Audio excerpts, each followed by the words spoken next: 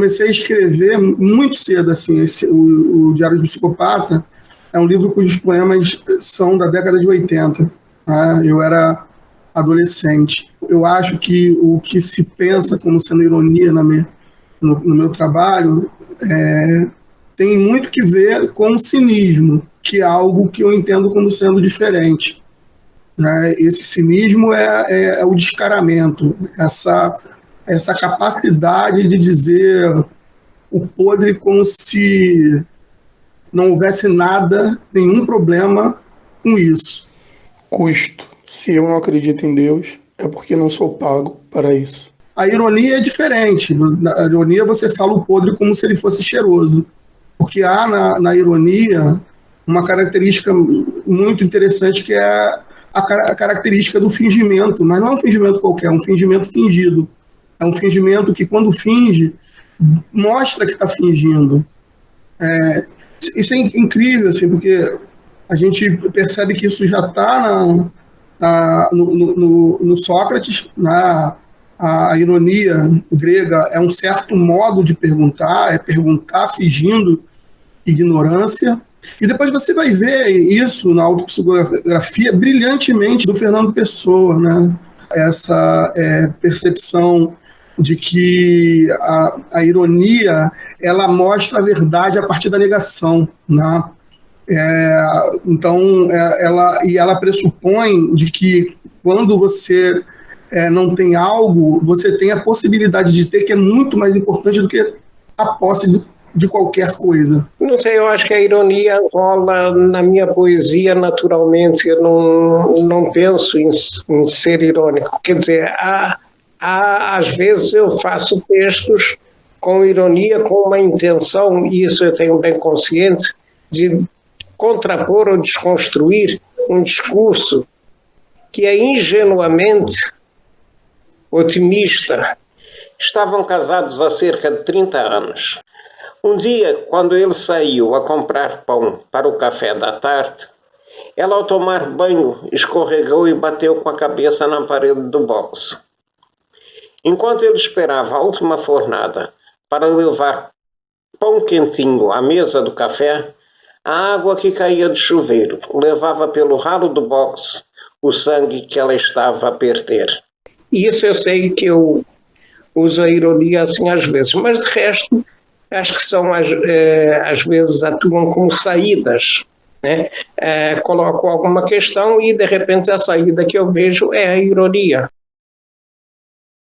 Não achava que eu tivesse uma linguagem poética, embora às vezes eu escrevesse, mas isso não me fez ir adiante. Eu lia textos, né? E a Lídia Santos foi quem me disse: ao invés de você ler textos dos outros, por que você não lê os seus textos? O João é perfeito, a Maria é empregada doméstica. De noite, a Maria põe-se por cima do João. É manhã, o João põe-se por cima da Maria. Deixa-me, tenho de trabalhar, diz a Maria. Mas o João diz-lhe tantas coisas bonitas no ouvido e a Maria se entrega.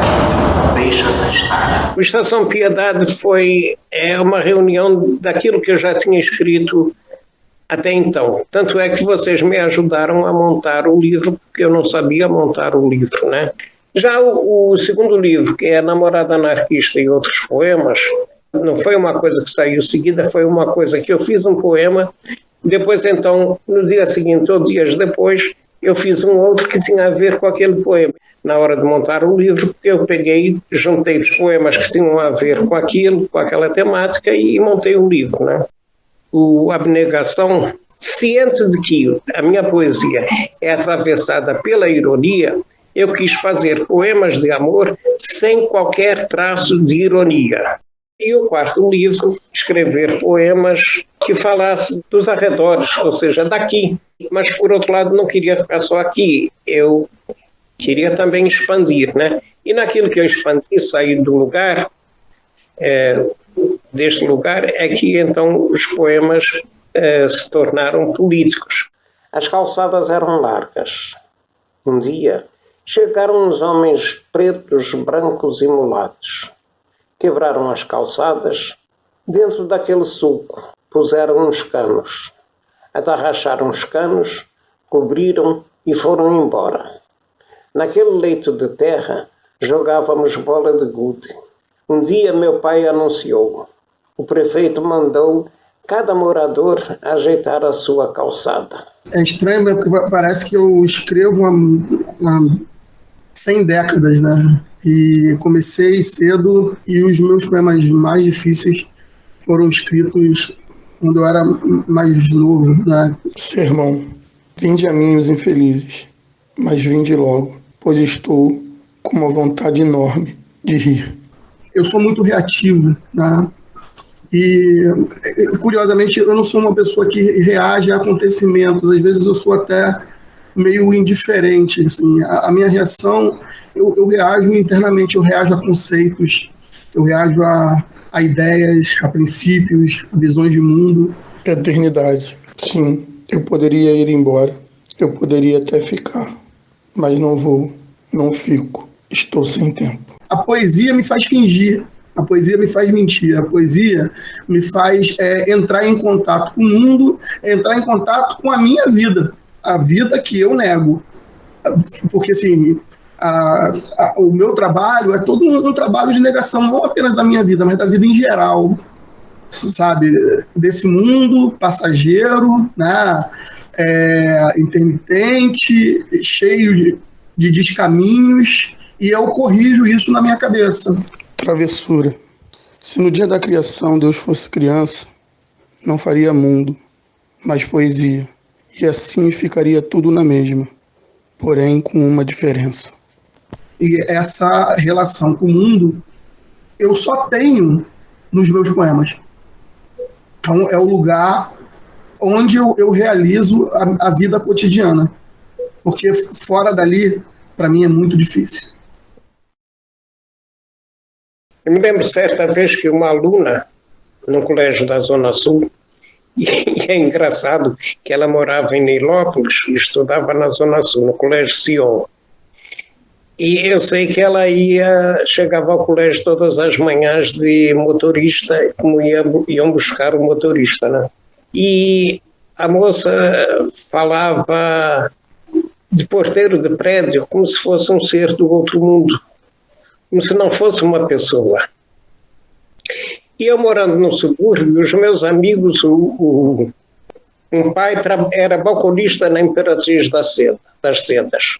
Os outros eram metalúrgicos na fábrica Pindorama, que tinha aqui na Rua Goiás, em Piedade. O outro era entregador de doces, quer dizer, tinha um depósito e entregava. Então eram pessoas assim simples. Não são pessoas estranhas, são pessoas. Eu faço questão de reconhecer essas pessoas como pessoas. Então isso para mim é muito forte. Alma minha que agora partes, já não vejo ao longe o paquete em que vinhas, sentado na pedra deste cais, hoje com olhos tristes, vejo ir no mar ao longe o barco em que não voltas mais. Desde muito cedo, eu me lembro de muita coisa, né? Meu pai, conversando comigo, ele escreveu e falava comigo 3 palavras. Era cápula, biltre, pilantra.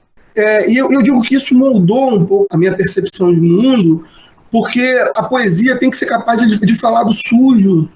E, assim, se eu quero falar de amor, eu antes tenho que passar pela sordidez. E eu tenho que justificar poeticamente a existência dessas palavras, porque essas palavras, elas acontecem no mundo, né? E elas resultam daquilo que nós somos, e a poesia não pode ser um sepultamento desses valores. Poder falar de amor, para mim, é algo que eu conquistei depois de poemas como Derrota, né? Sou um derrotado, hereditário, nasci vencido. Entre o nascer e o não nascer, perdi, vingou-se a vida. Por que eu escrevo esse poema? Eu consigo escrever madrigal. Eu me sinto no direito de escrever madrigal. Não fosse eu mais um entre muitos, e não houvesse a vida reservado tão pouco a quem percebe os muitos, e muitos mesmo a se percebe, teria pressentido essa instância, esse estado de ternura numa folha branca que desnuda em mim um desejo de ser mais. Então, a beleza da poesia é ser capaz de produzir sentido. Uma poesia é tanto mais bela, quanto mais ela consegue produzir sentido daquilo que as pessoas não querem perceber o sentido. Eu acho que o problema da ironia no contexto social e político e no contexto contemporâneo é que ela diz muito não sobre o que somos, né? Não de onde vimos, mas onde chegamos, né? Quando você pega o Bolsonaro, ele não é a causa, ele é um produto, ele é um efeito. Ele é aquela coisa que fica ali à espreita, esperando um momento certo para poder atuar. O que você tem no Brasil, que é algo que vem acontecendo fortemente desde a década de 60, pelo menos, é um processo do emburrecimento das mentalidades médias. Eu não sei como dizer isso, mas a ascensão da burrice como um modo adequado de ser, né? Ser burro é um privilégio, ser burro, ser limitado é bom. A ironia não tem como ter lugar. Porque, por um lado, as pessoas não compreendem. Por outro, quem compreende, o cara está expondo como verdade a brutalidade. Ele está naturalizando o ódio. Ele está naturalizando olhar para a dor do outro como sendo legal, naturalmente, porque não é a sua dor, né? E parece que o que caracteriza a fala, o discurso do Bolsonaro é justamente o sarcasmo, né? Na ironia, enquanto que aquilo que você diz não é necessariamente a verdade, mas é alguma coisa que possibilite que você chegue a alguma coisa, verdade com ou sem aspas, o sarcasmo não. A pessoa quer impor aquilo e quer fazer crer que aquilo que diz é que é o certo, que é aquilo que você deve fazer. E me parece que o Bolsonaro tem essa fala sarcástica, destrutiva e que quer enquadrar, né, os outros. Lisbon, eu acho assim, que o sarcasmo é a linguagem possível, né? Essa coisa amarga que é própria do sarcasmo é a linguagem possível de uma necropolítica. Sim. Então, é o idioma adequado, é o idioma que se comunica com esse princípio político que orienta a esse político, né? Esse estadista. Então, as pessoas ficam confusas se ela assim, eu não acho que as pessoas não devam ser irônicas, eu acho que elas devem ser cada vez mais irônicas, mas eu compreendo que as pessoas fiquem confusas e no lugar da ironia, elas tentem ser, no nosso momento atual, o mais direta possível.